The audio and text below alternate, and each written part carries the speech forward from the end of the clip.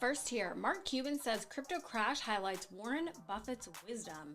Billionaire crypto investor and owner of the Dallas Mavericks, Mark Cuban, has said that the current market downturn reminds him of a well-known adage uttered by Warren Buffett.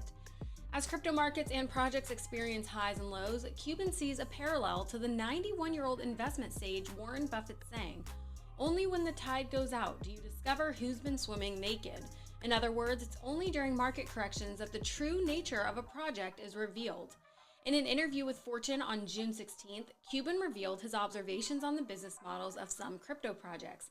He believes that these models are flawed and that is why these projects have failed in the past 2 months. The Shark Tank investor stated that companies which have been sustained by cheap, easy money but don't have valid business prospects will disappear in the stock and crypto market. Some of the companies that have been swimming naked include Terra, Celsius, and 3 Arrows Capital. Terra Classic, once a highly valued ecosystem, experienced a total collapse in May. This collapse led to heavy financial losses for investors and an ongoing search for the founder and CEO Do Kwon by various regulatory groups. The Celsius staking and lending platform appears to be struggling to stay afloat, as evidenced by its recent decision to pause withdrawals. According to reports, investment firm 3 Arrows Capital has been forced to liquidate $400 million in assets and has been unable to meet margin calls. Cuban believes that crypto downturns can have a cleansing effect and that the market will likely rebound in the future. He advises backing innovation during bear markets, as this is when many groundbreaking technologies and applications are released. The CEO of Avenue Capital Group, Mark Lasry, has predicted that the current economic downturn will continue through the end of 2022.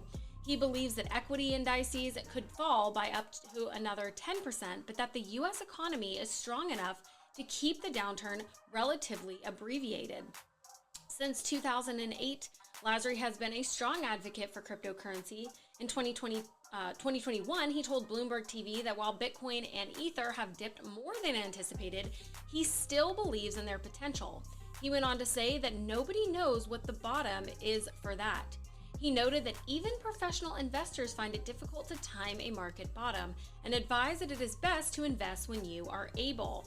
That is always the case. Always invest what you're able to. Never invest more than you can afford to lose. I definitely agree with that. I mean, this is a time that we see who has a strong ecosystem behind them and who does not. Up next here, President of Panama shoots down crypto bill citing FATF guidelines. President Cortizo of Panama has vetoed portions of Bill 697, also known as the crypto bill. He believes that the bill needs more work before it can be properly implemented into Panama's financial regulations. In May of this year, President Cortizo warned that he would not sign the bill unless it included additional anti-money laundering rules. This came after the Panama National Assembly passed the crypto bill in late April of 2022. In a 32-page veto obtained by local media outlet La Prenda, President Mauricio Macri wrote that it is imperative that the cryptocurrency laws in Argentina conform to new regulations recommended by the Financial Action Task Force, or FATF. These regulations outline fiscal transparency and prevention of money laundering. President Cortizo has previously praised the legislation as being innovative and indicated approval of certain aspects of the bill. However, he has also said that possible illicit uses of cryptocurrency need to be addressed.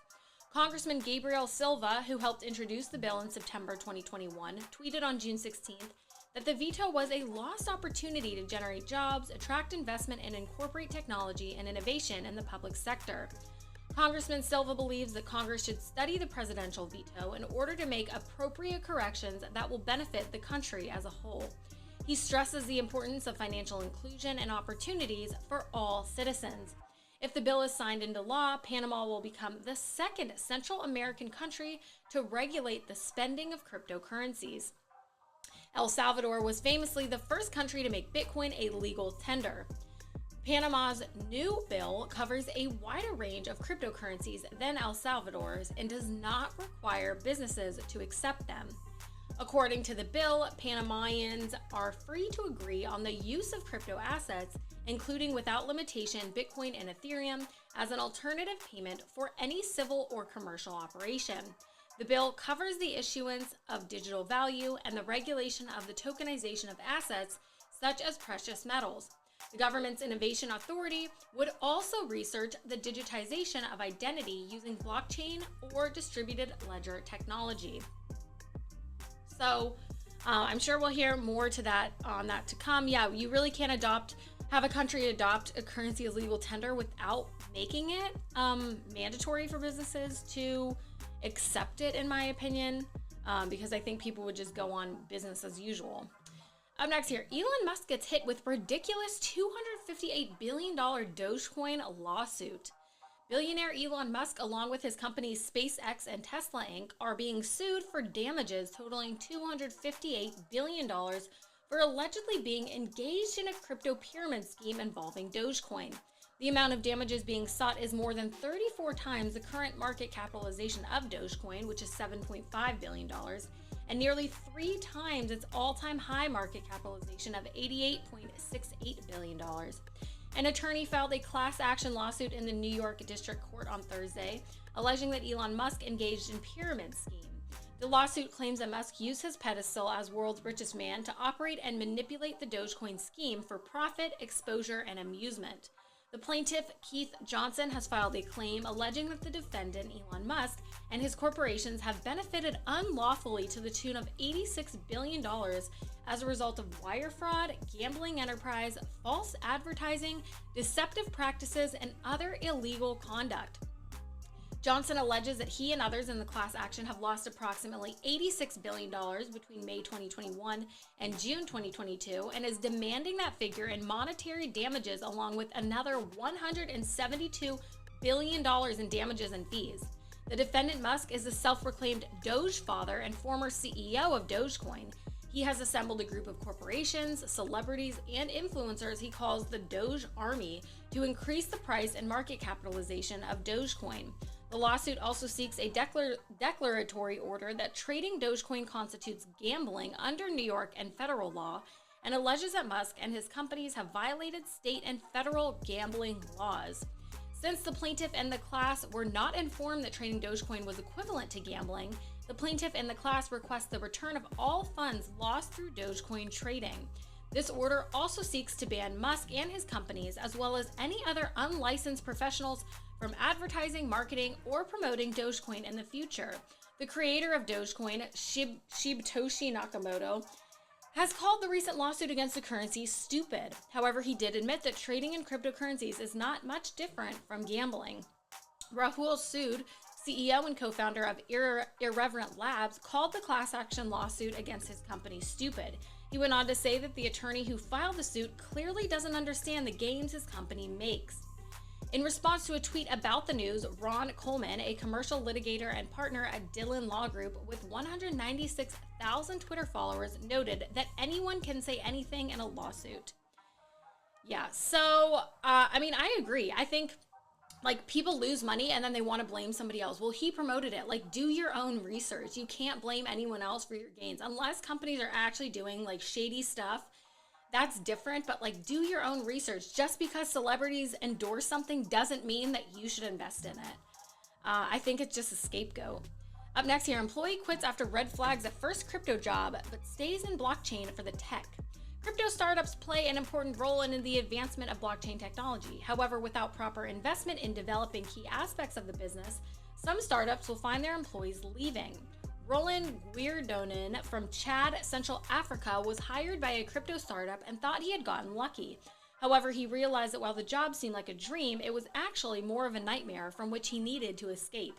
In an interview with Cointelegraph, Guirdonen noted that the company, which he refused to name, allegedly launched products that are not working and required employees to work lots of overtime. He also alleged that managers play favorites on who gets rewarded for their efforts. He explained that the company's products are not working well because the company is not putting enough effort into them. However, he said that they were still trying to work on the products and make them successful. Guirdonen continued by saying that he loves being in the crypto industry, but he had to quit because it became a bit too much. It wasn't healthy. Despite the negative experience, Guirdonen became a believer in blockchain and cryptocurrency technology after learning about other projects in the industry. He stated that he chose to stay in the crypto industry because he believes in the technology and projects like Bitcoin and Ethereum. Gordon believes that crypto is the future of money, regardless of the current market state. He went on to explain that this newfound belief made him want to explore more of the industry, leading him to discover more about the blockchain.